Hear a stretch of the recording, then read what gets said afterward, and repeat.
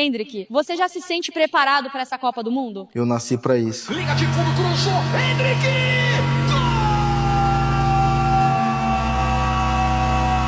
Disseram que na sua camisa apareceu o número 10. O que você achou disso? É o destino me chamando. Estrela ele tem, personalidade ele tem. Bota na rede, o Brasil passa à frente. Caramba, tem um 10 mesmo. Ele vai brilhar muito, hein? O que você sentiu depois de fazer o gol da vitória? Aura infinita. Endrick! Faltou o gol dele no Maracanã. Guardou pra hoje, ficou pra hoje. Por que o Brasil nunca conseguiu conquistar a 6ª estrela? Porque a 6ª estrela sou eu. Endrick finaliza. Endrick! 2 pro Brasil, 1 pro Egito. Se você pudesse mandar um recado para as outras seleções, qual seria? Vocês querem com ou sem Neymar?